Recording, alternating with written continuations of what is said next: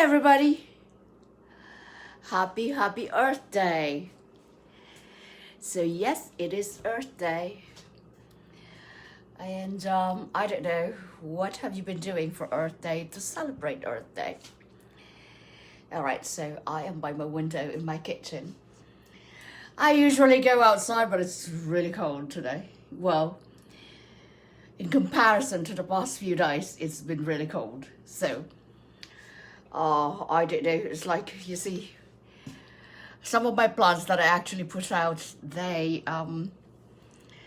even though they froze, I don't know, I don't know if my colliers, if I am able to save it, but I don't think so.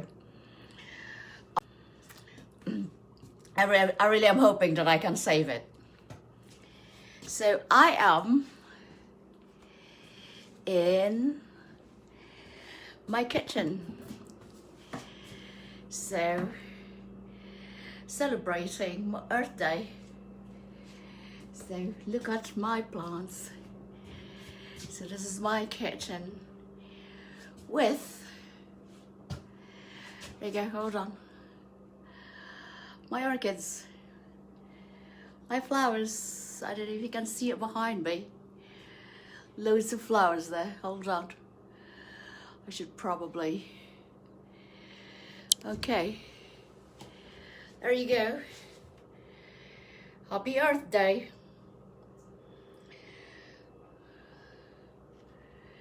So, and these are starting to spike too.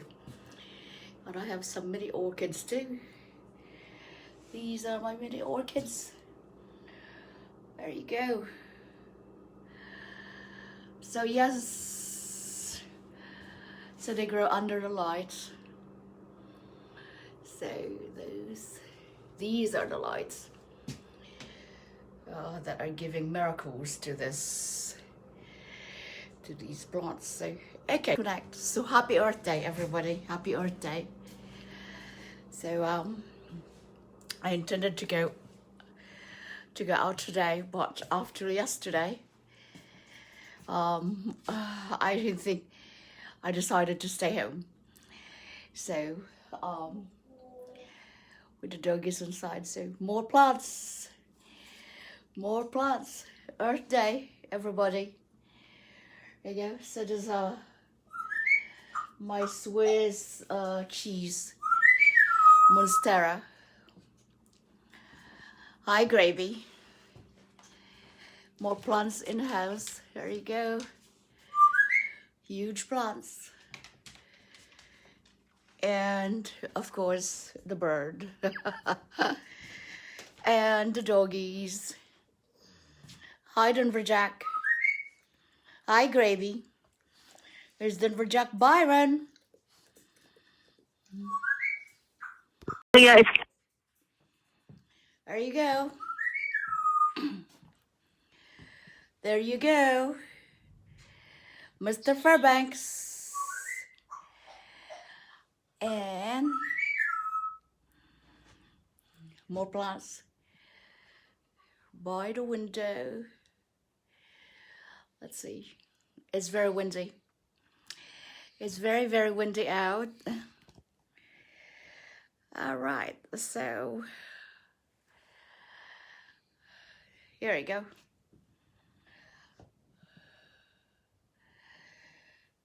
My begonias. I love these begonias. I love these varieties. Hold on. All right, so happy Earth Day, everybody. So I don't even know. So happy Earth Day, everybody. And okay, so I don't know what everybody's doing about Earth Day. We still keep on piling up rubbish everywhere. I know what I've been doing. I've been collecting other people's rubbish. So let me tell you about my idea of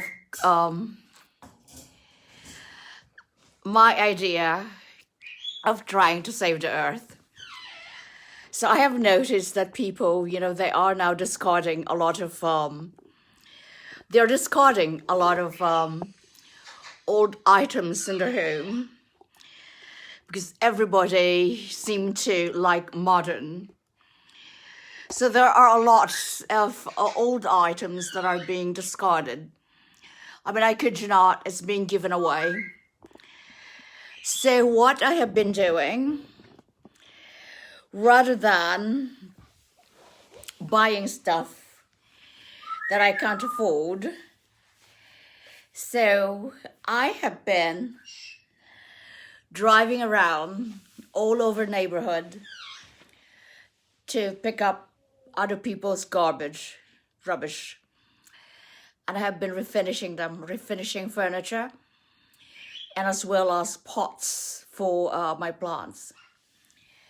So I don't want these old items to be discarded, because if we discard all the antiques or vintage items, there's not going to be antiques in the future because they are being discarded away.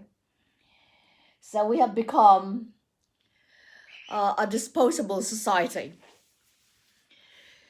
Yeah, we have become a disposable society. Just one sec. So, okay. So that's what I have been doing. So I have been doing basically collecting people's rubbish, including the pots. I refinished them. So the other day, I just refinished a lot. I just painted those cement pots, very, very old pots that I scavenged from other neighborhoods. And I put them right in front of my entrance of my house, right on the staircase. So they look so grand. They look so grand after they were painted on. So I think I posted that. About 2 days ago. The photos of those newly painted, because yesterday I couldn't paint, it was raining. Newly painted pots, urn planters. So these urn planters, they present this very classic and very grand and royalist, sort of like the aesthetic of it is just very grand.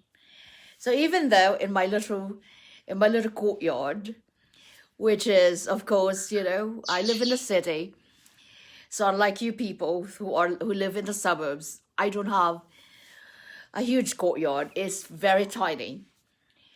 So and I would like to create a sort of like English garden, the classic English garden.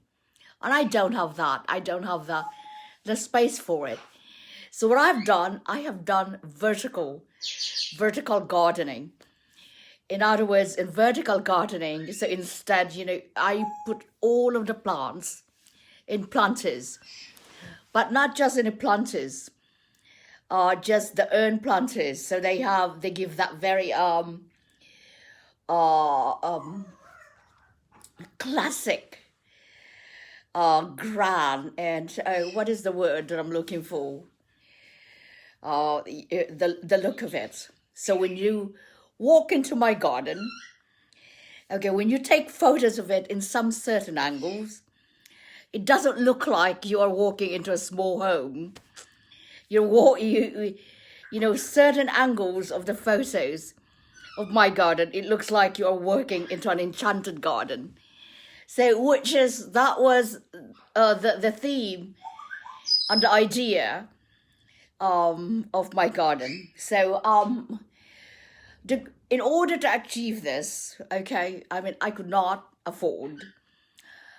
definitely not afford all those planters, because they are extremely expensive, the planters that I've gotten. I mean, if you Google them, if you go to the marketplace, they cost like hundreds of dollars, okay, for small urn planters. And a lot of my planters are cement, and some of them are cast iron. So if you look at the cast irons, they're rather pricey in the market. I think they're about $250 for small ones. which, like, if you're patient enough, and of course, if you have that, the desire to drive all over the place, then of course, you'll find a bargain. Or people just basically cleaning up the yard, or they want a new look, or they're moving away. So that's where I come in. So I go all over, and so I have been able, so it is actually a work of 2 years of like going all over. So it wasn't done in one day. So it was more like done in like installment process, because I couldn't afford it. So that's the way. That's how I managed to achieve my garden, the goal of my garden, to make it look like an enchanted garden. So hence, it's Alice's Secret Garden. Okay, so the Alice's Secret Garden is because, like, if you look at the house and when you come in, you don't actually realize that I have this garden in the backyard, like in the back of the house. You come to the entrance and you see, that's like, it looks like a ghetto of some sort. I'm not trying to knock down my neighborhood. It is a very nice, lovely neighborhood, but it is not fancy. It is not fancy at all, even though it might as well be fancy, because everything here is so expensive. So in the entrance of my house, like in the front, I think I'm one of the rare house where I still have a front yard, not a yard, a front garden, which is filled with trees and also with shrubberies. So the shrubs, well, you can't see it now because that's the glare coming from the window. I actually have, I think it's a cherry blossom there, or apple, or whatever that you have there. But I have this lovely tree, which produces beautiful flowers right in the springtime. It is rather messy, really messy. So my neighbor, of course, she complains about everything. She complains about the mess, of course, that it leaves, because right now it's very windy, so the petals are all over the steps. But, I love it. I'm not going to cut it. And I have also the beautiful fern tree. It's almost like, I think the Christmas tree, I don't know what they are called. So, so it gives this privacy. So when I am in my terrace in the front, okay, now remember, this is a very old home, and I live in the city, so the proximity to my neighbor is literally 5 feet. I kid you not. I can hear my neighbor's conversation. So that is, of course, this disadvantage of living, in the city. So yeah, I could hear them. So I created this entrance. There's an entryway to my garden in the front. It is a small pathway going to the backyard, leading to the backyard. And in the summer, I have the Virginia creeping, I don't know what you call it, but I have those vines that climb in the sides of my home, which is a very familiar look if you go in Cotswolds, England. So for those of you who know about the Cotswolds, they are known for beautiful gardens and also homes with a lot of vines in them. Yeah. So I love that. I spent my formative years there, and also in Scotland. So anyway, so that is the look that I try to achieve. Unfortunately, the beauty that I'm trying to achieve in my garden has also brought on some unpleasantness between my neighbors and I, because they don't like nature at all. If you see the courtyard, it's basically very, very bare, and it's concreted, and they have those giant basin they call swimming pool in the summer.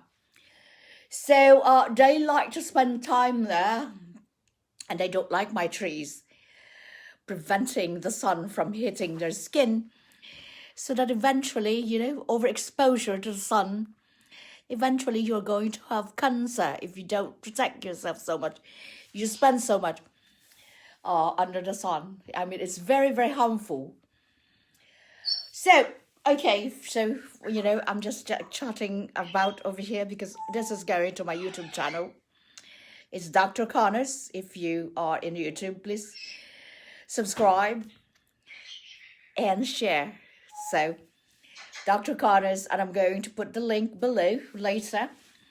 So anyway, so I am talking about my garden, my enchanted garden in the city, in a big city, that you too can create a beautiful garden, even if you live in the city, if you're in an urban area.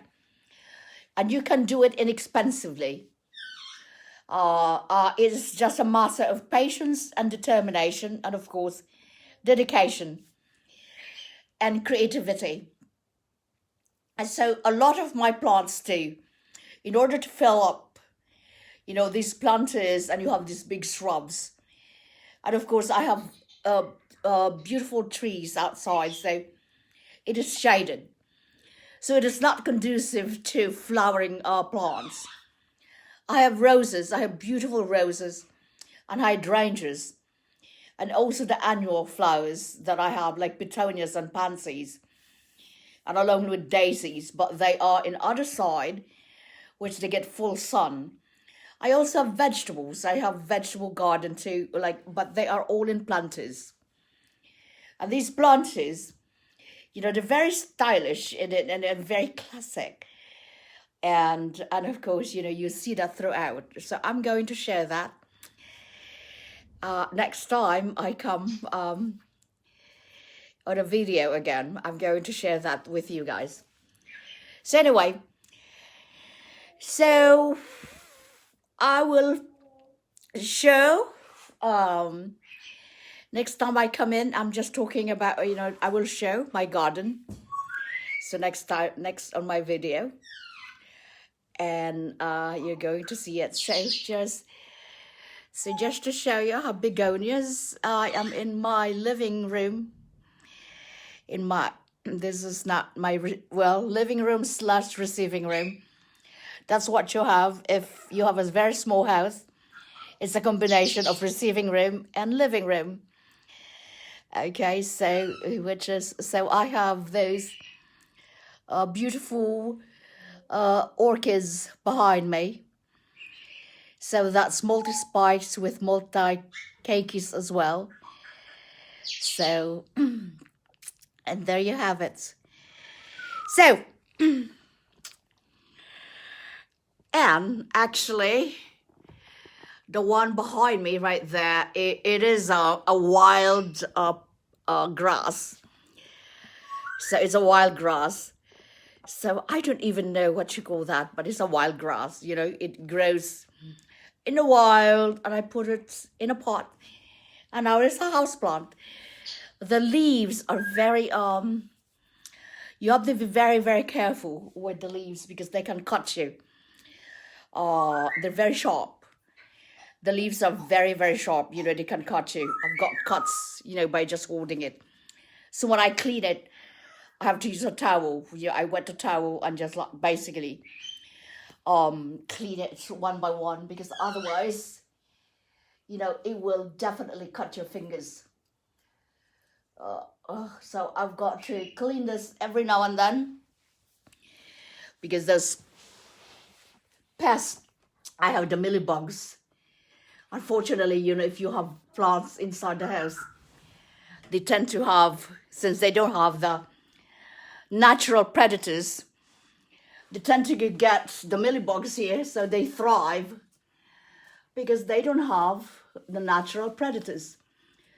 So I'm going to show you what I'm talking about. So I don't know if you can see this.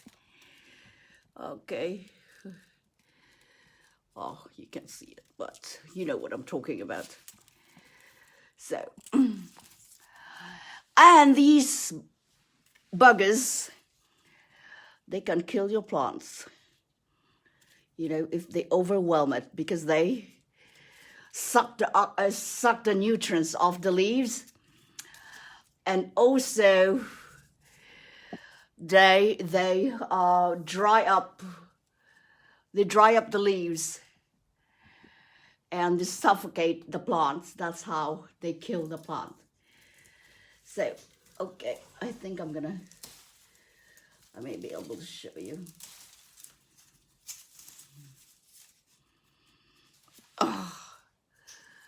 So these are, I don't know if you can see it. You know what I'm talking about. So I may have not a choice but to bring this outside soon. So,